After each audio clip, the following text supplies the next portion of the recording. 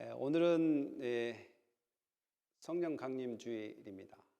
교회가 시작된 것도 성령님의 인도하심으로 또 성령 오심으로 말미암아 초대교회가 회당 예배에서 성전 예배에서 우리 모인 무리가 교회가 되는 그러한 예수 그리스도의 중심으로 다시 세워지는 그러한 놀라운 일이 바로 교회의 시작, 곧 성령의 역사 가운데 이루어졌습니다.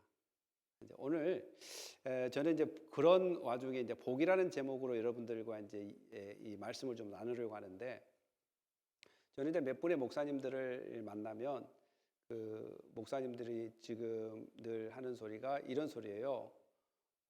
하나님의 은혜로 저희 아들은 이번에 어느 학교가 됐어요.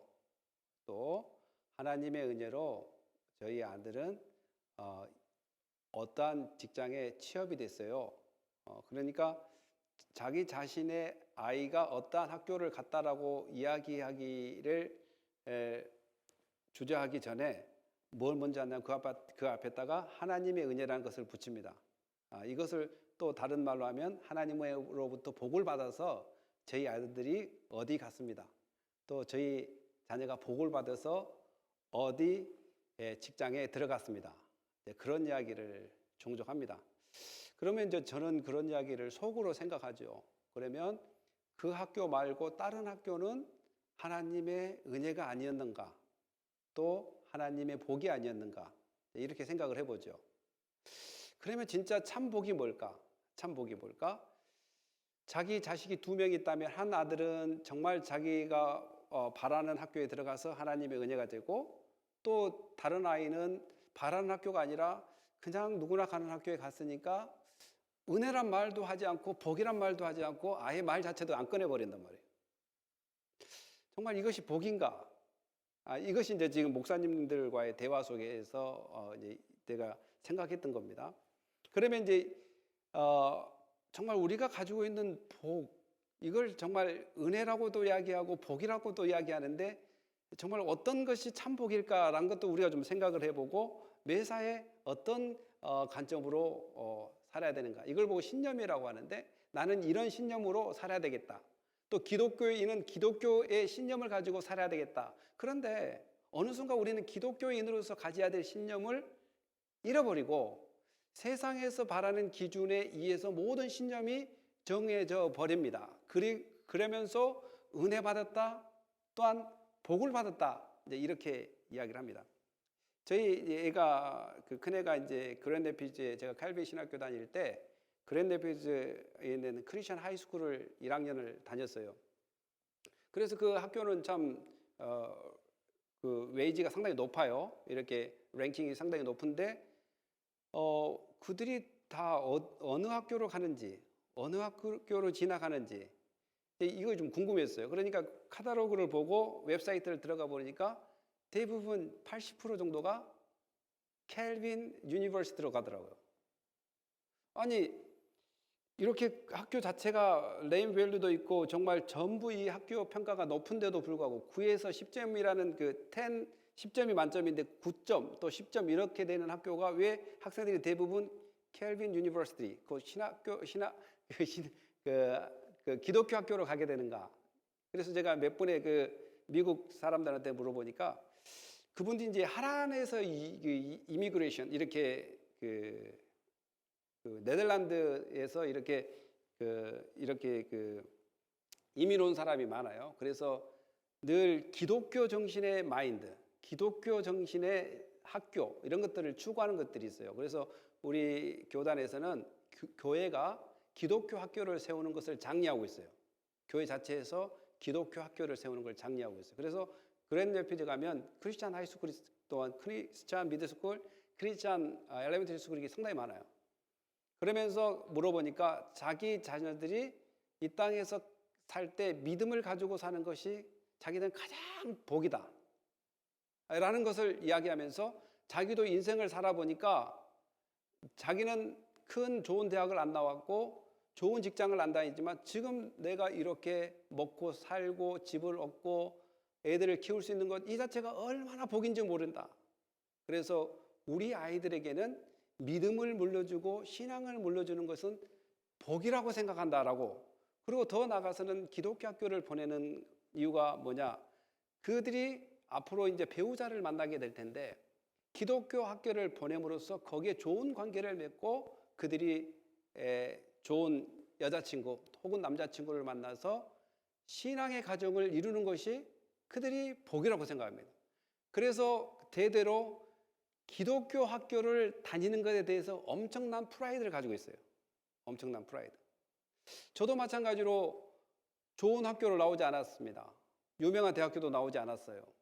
그러나 지금 내가 살아간 것을 보고 있노라면 정말 하나님의 은혜고 하나님의 정말 복받은 사람이라는 것을 깨닫고 있습니다.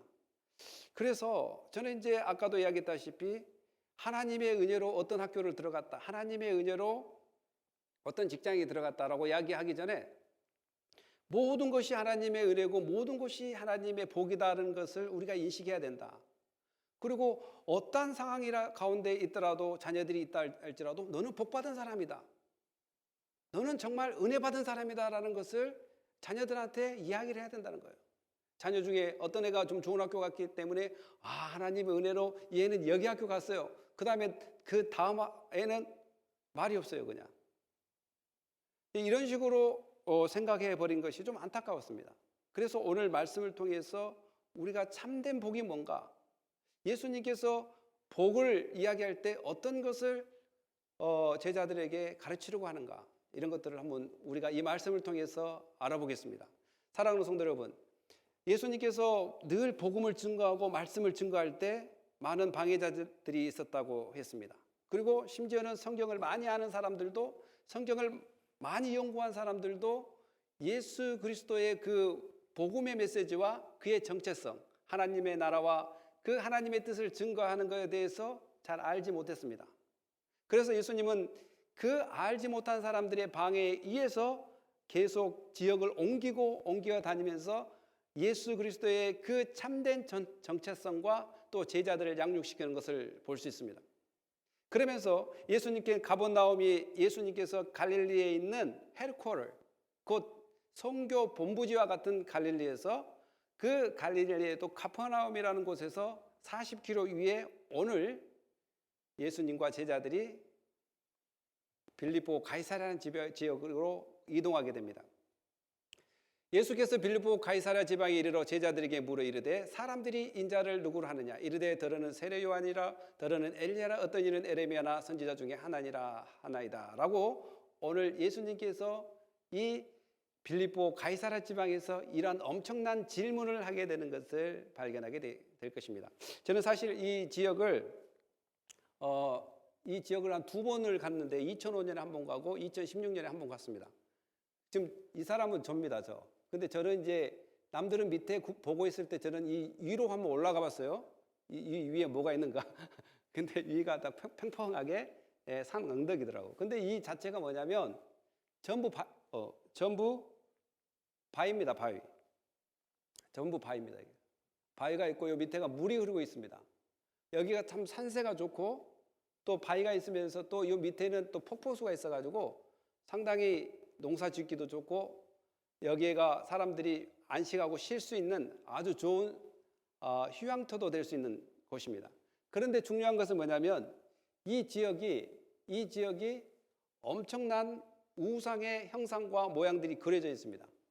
여기가 이제 그 복원해 놓은 것인데요. 여기가 어디냐면 바로 로마 황제를 섬기는 그 펜이라는 신전입니다. 펜.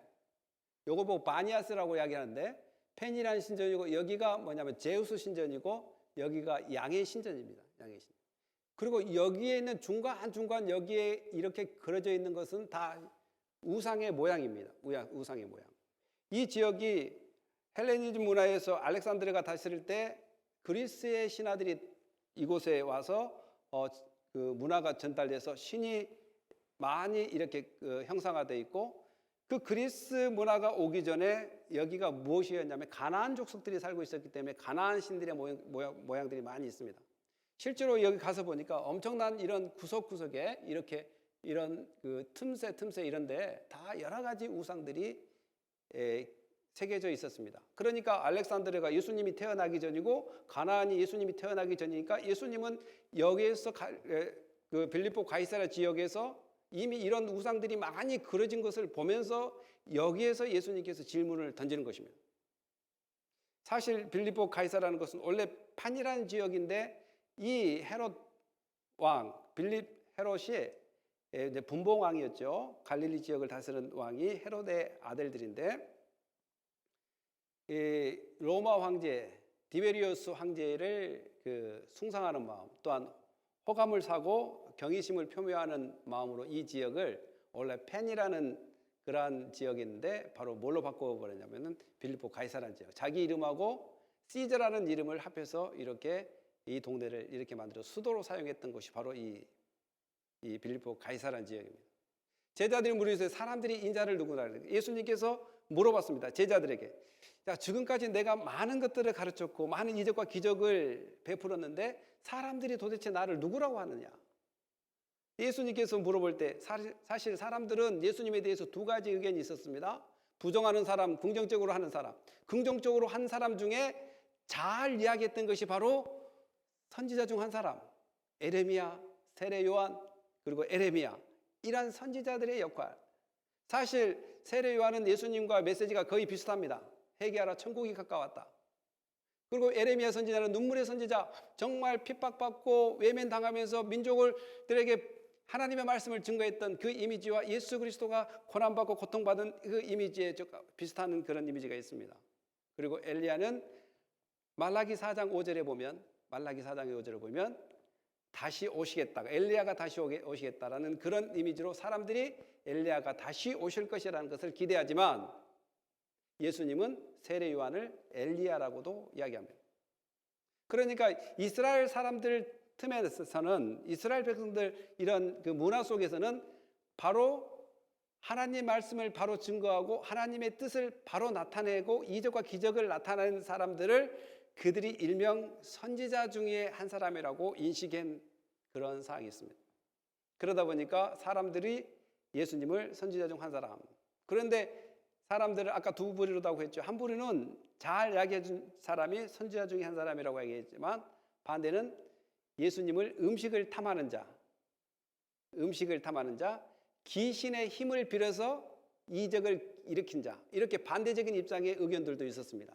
그러나 제자들은 그런 의견은 빼고 좋은 쪽으로 예수님께 이야기합니다. 사람들이 예수님을 그렇게 평가합니다. 그러나 예수님은 중요한 것이 사람들의 의견이 중요한 것 같지 않습니다. 사람들의 어떻게 자기를 평가하는 것이 중요한 것이 아니라 예수님께서 자기가 기르고 목양하고 가르쳤던 제자들이 도대체 내가 선택했던 그 제자들이 나를 어떻게 보느냐가 더 중요한 것 같습니다. 그래서 예수님은 그 제자들에게 다시 한번 물어보는데 이르시되 너희는 나를 누구로 하느냐? 여러분들은 예수를 누구로 합니까? 예수님을 정말 우리가 다시 한번 예수님이 제자들에게 질문한 것처럼 우리도 우리 스스로에게 예수님을 누구라 하느냐라고 이리 물어본다면 우리는 이렇게 신앙생활을 하지 않을 겁니다. 아마 예수님이 누구냐라고 우리가 진정한 답을 가지고 있다면, 진정한 그런 답의 마음을 가지고 있다면 우리는 이렇게 신앙하지 않을 것입니다. 이렇게 하나님을 찬양하지 않을 것입니다. 정말 온 몸과 정성과 뜻을 다하여 하나님을 찬양하고 경배하고 정말 하나님의 말씀을 들을 때 내 마음이 뜨거워지고 삶이 변화가 일어나지 않을까, 이런 생각을 해보게 됩니다. 물론 이 마음은 여러분이나 저나 비슷할 것입니다. 늘 하나님의 은혜를 생각하면 생각할수록 또한 그 은혜가 너무 커서 내가 하고 있는 것은 너무 나약하고 천하고 부족하다는 것을 느낄 것입니다.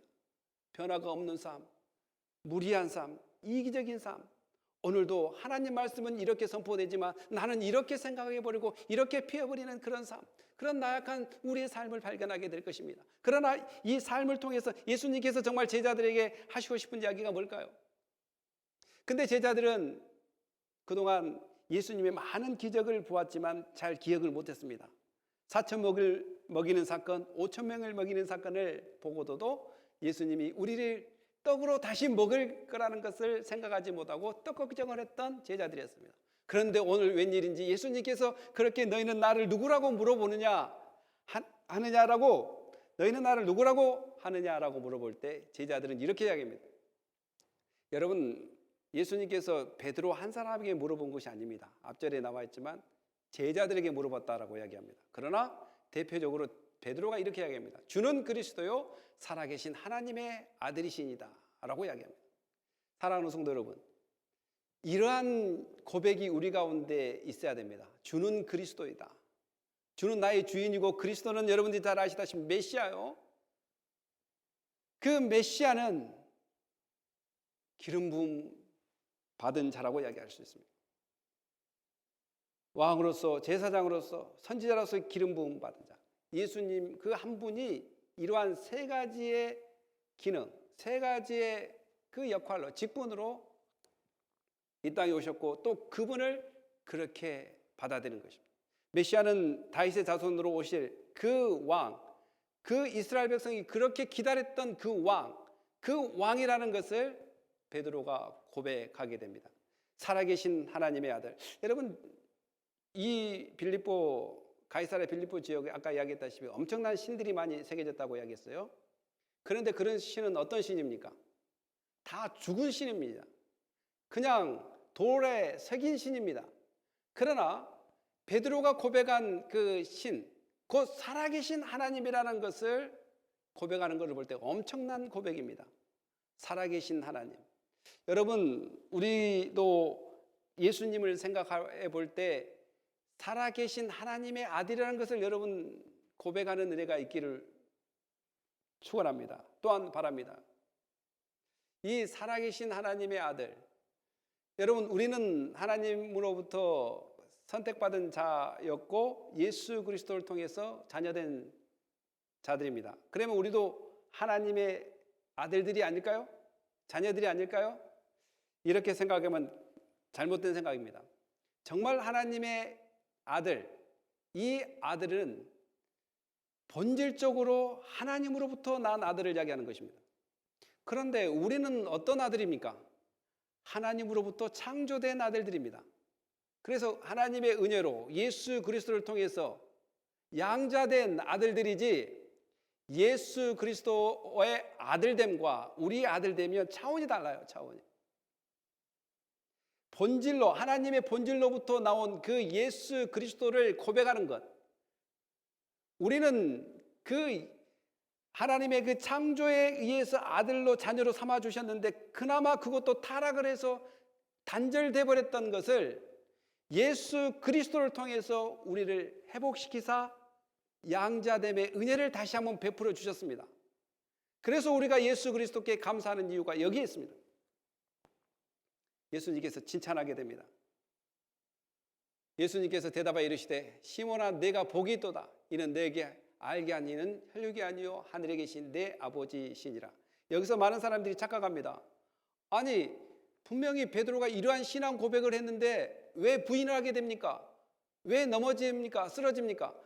그런데 예수님의 말을 잘 기억해 보십시오. 잘 주목해 보십시오. 예수님이 베드로에게 너 믿음이 많다라고 이야기했습니까?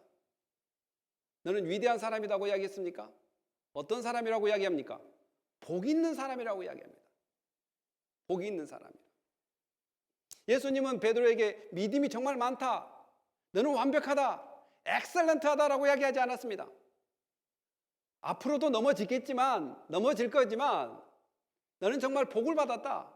많은 사람들에게 그렇게 가르치고 이적과 기적을 보여줬지만 사람들이 예수님에 대해서 잘 깨닫지 못합니다.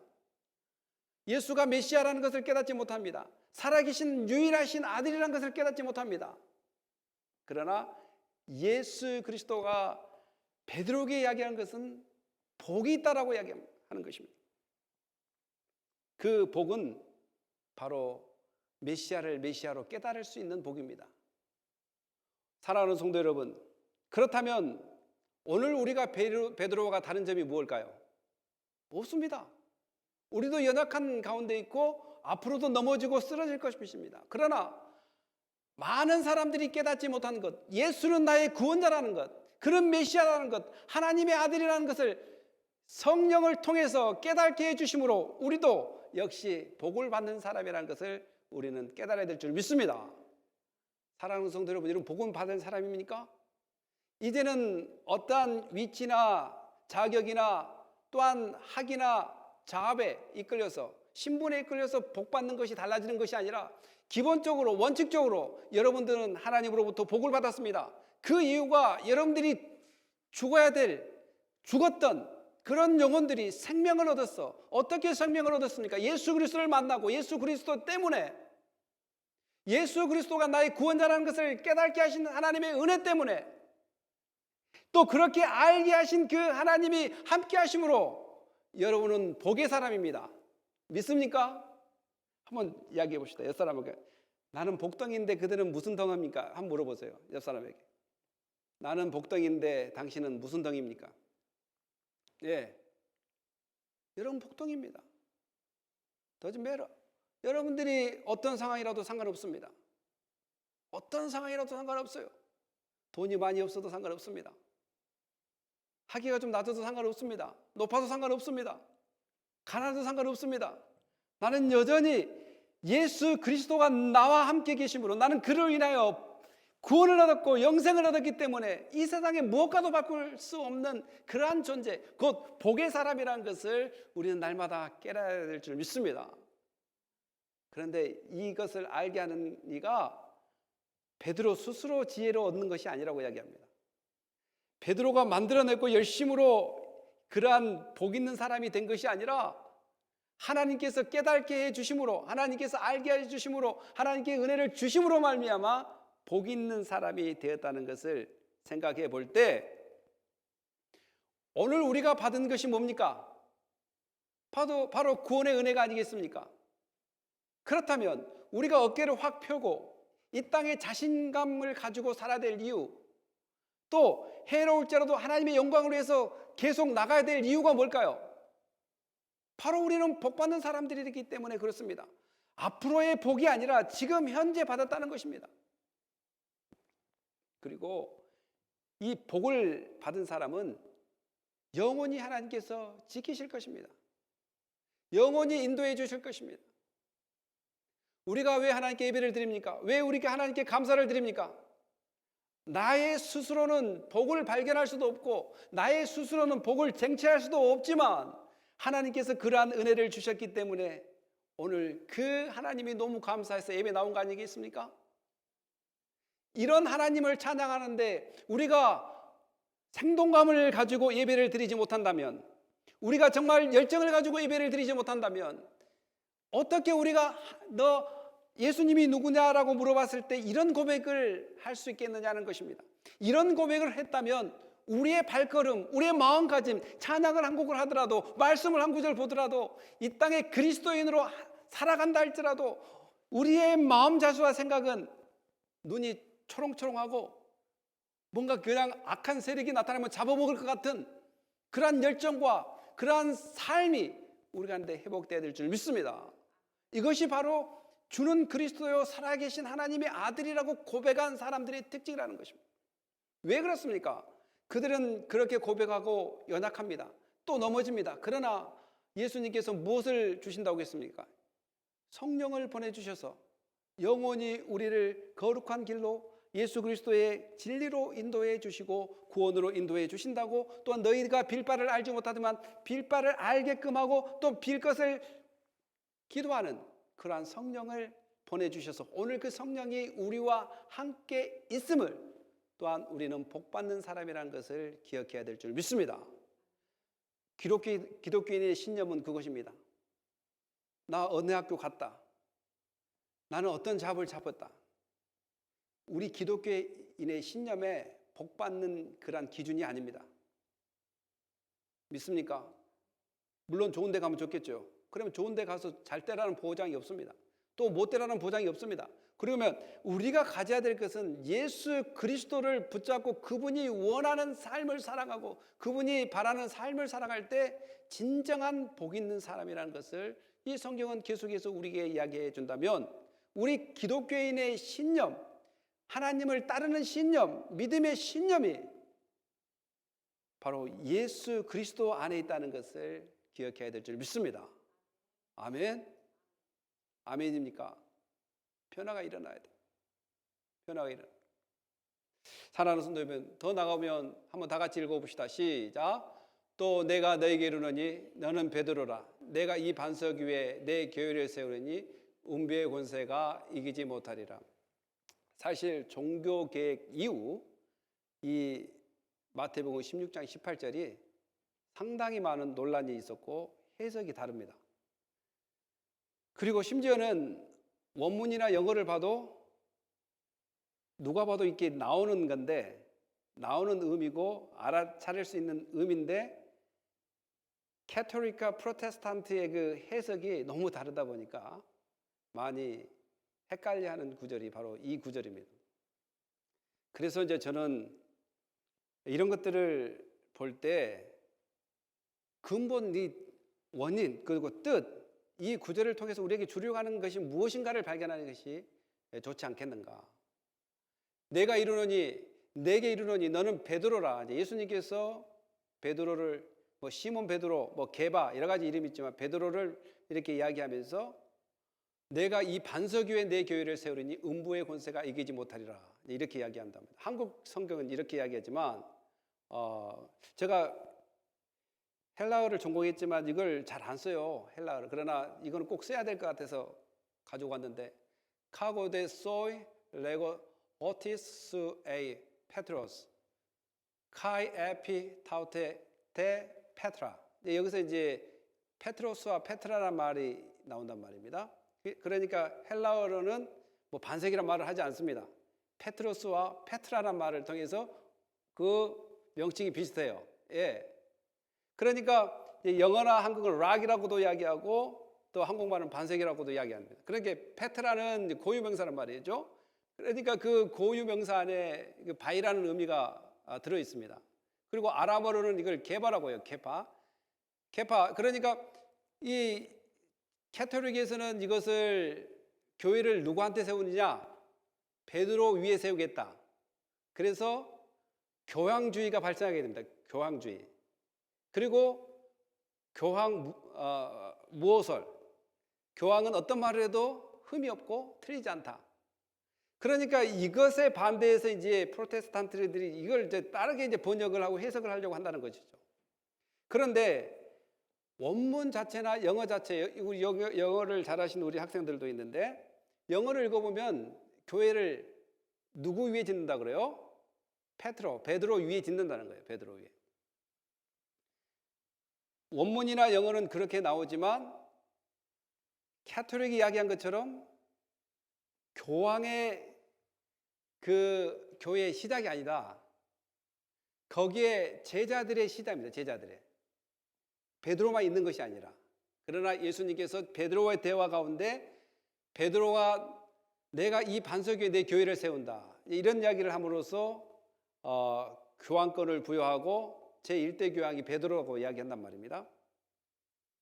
그래서 이 1대 교황은 어떤 이야기를 해도 잘못된 말이 아니라 그래서 정통성이 생기고 또한 유전이 생기고 이렇게 변질돼 갔습니다. 그러나 예수님의 그 의미나 이런 것을 볼 때에 페트로나 페트라스 이렇게 그 프로테스탄트 어느 개혁주의 그리고 또 장로교나 여러 가지 교회들 이번에 이런 교회들은 야 페트로스는 남성형이고 페트라는 여성형인데 이렇게 성수가 일치하지 않지 않느냐 이렇게 이야기한단 말이에요.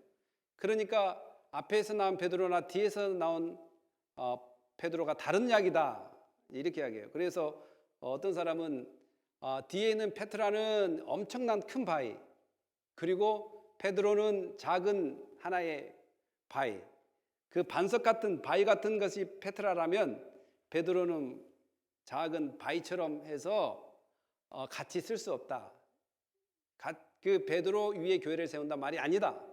그래서 해석한 것이 뭐냐면 베드로가 고백한 신앙 위에 교회를 세운다 라고 해석한 사람도 있고 또 어떻게 해석하냐면 이 반석은 원천적으로 성수격이 이제 헬라어는 성수격이 있어요.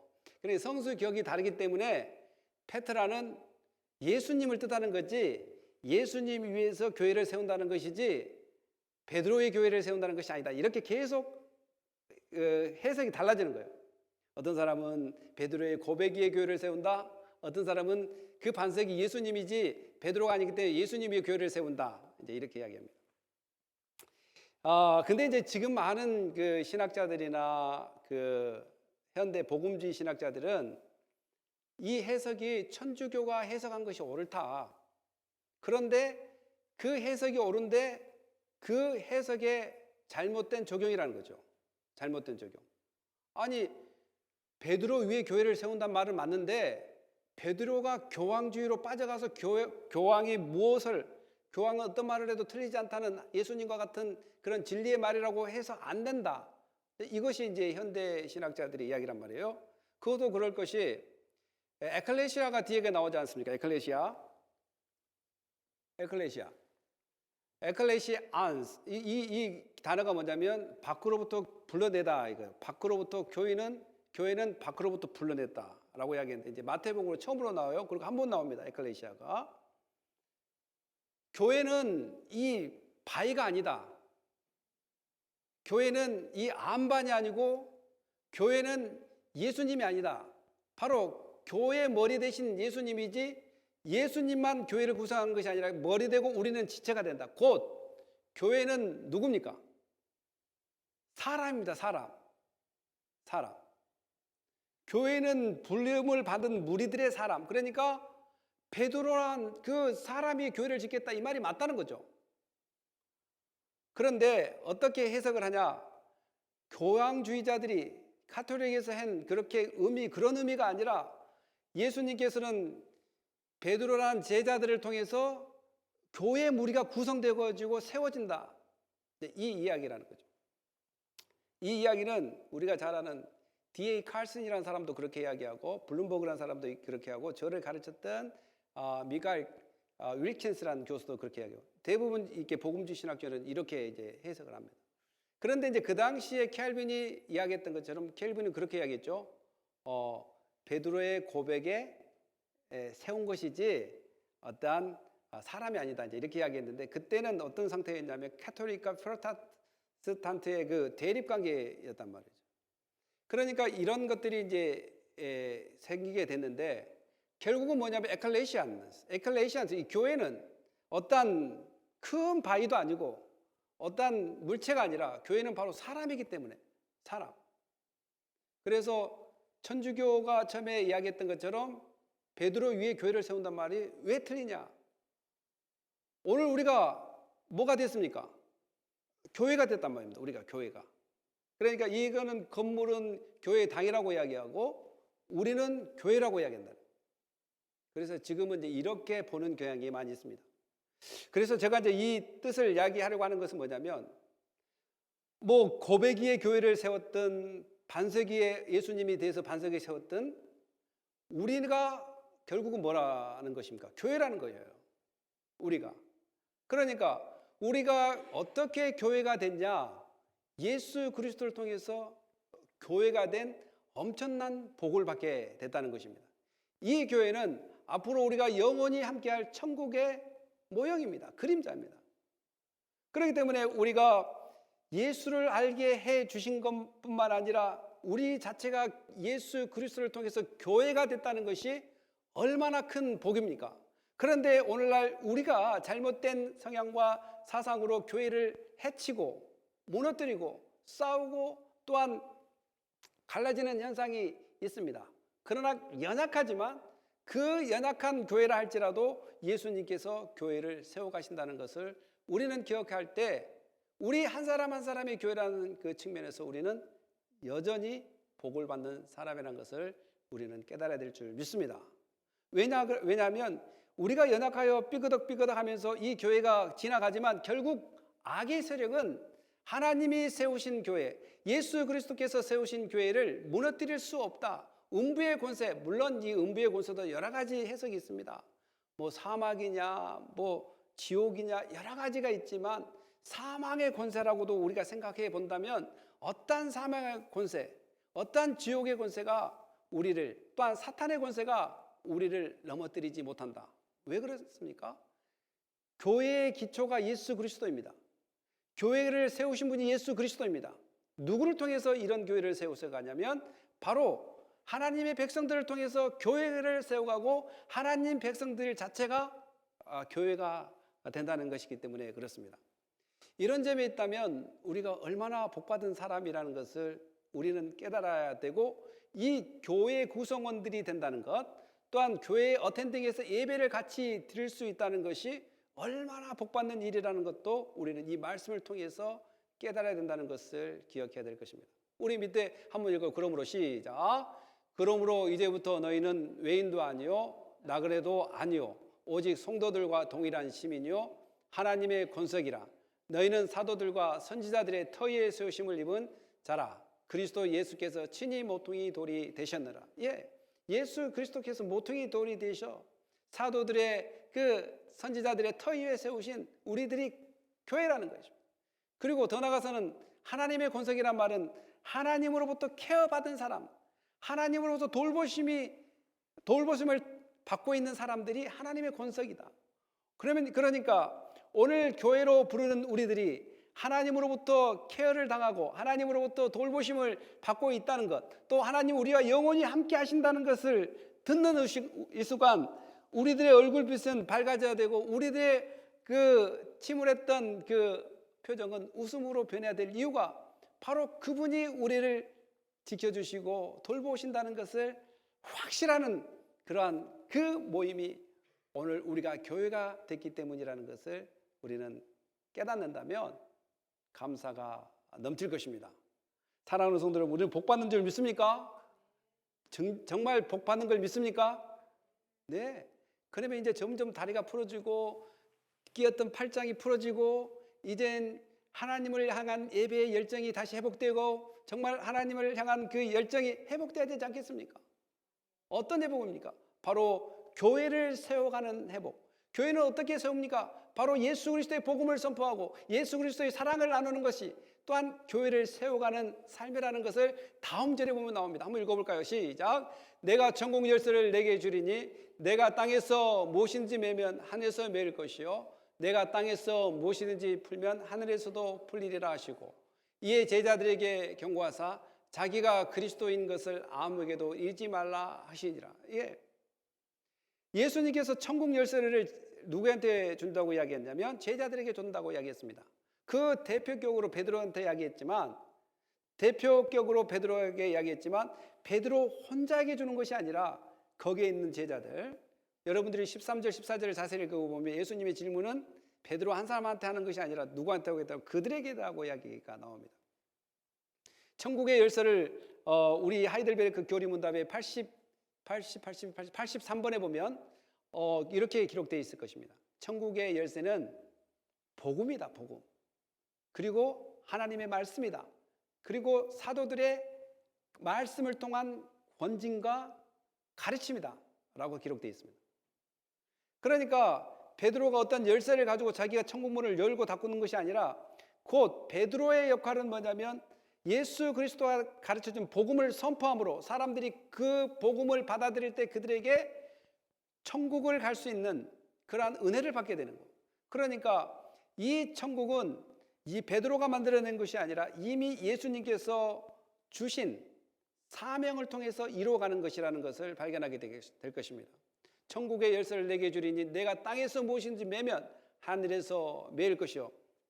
이 놀라운 사실을 우리가 발견해야 되는데, 지금 이 시간에 여러분들이 복음을 증거할 때 예수 그리스도를 믿으면 이 땅에서도 이미 예수를 영접했지만 겸하여 천국에서도 이미 하늘나라 시민이 같이 된다는 것을 기억해야 됩니다.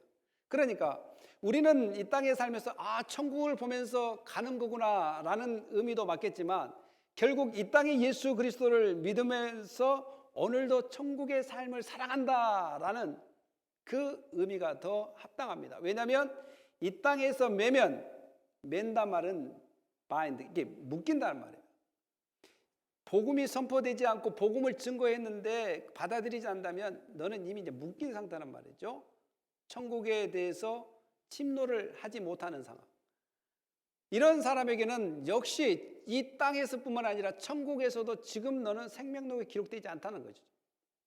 마찬가지로 이 땅에서 예수 그리스도를 받아들이고 예수 그리스도를 따르는 그 제자들이나 사도들이 증거한 복음을 듣고 믿을 때 우리의 그 영생, 곧 생명록은 이미 지금 이 순간 예수를 받아들이는 이 순간 천국에 기록되어 있다는 것.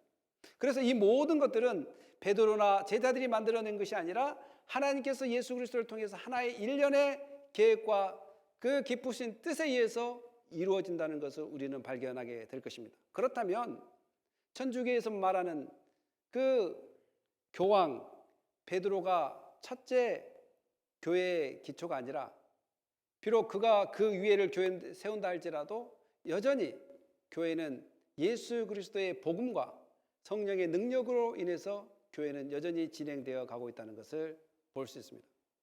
사랑하는 성도 여러분, 이 얼마나 중요한 복을 받았습니까? 천국의 열쇠를 우리가 받았습니다. 여러분들도 천국의 열쇠를 받았습니까? 우리가 복음을 증거할 수 있는 것은 바로 천국의 열쇠를 가지고 있는 증거입니다.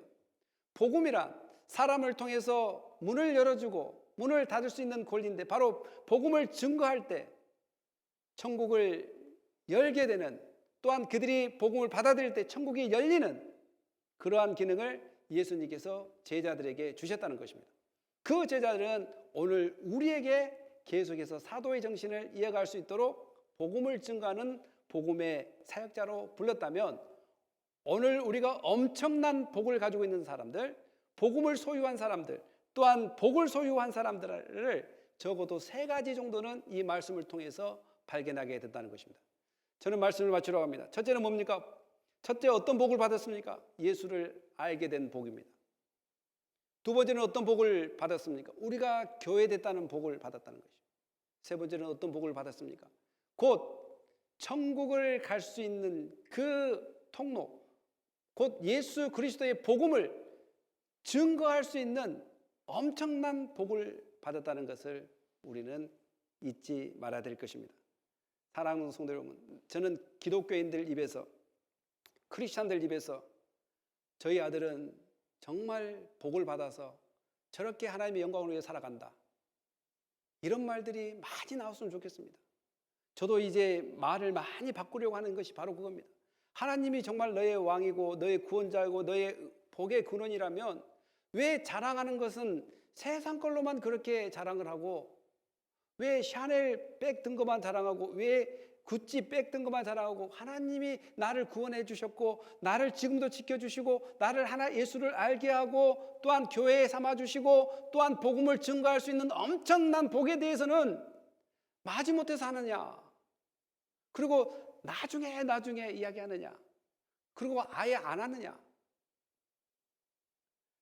사랑하는 성도 여러분, 예수를 알게 하신 하나님의 은혜, 엄청난 복입니다.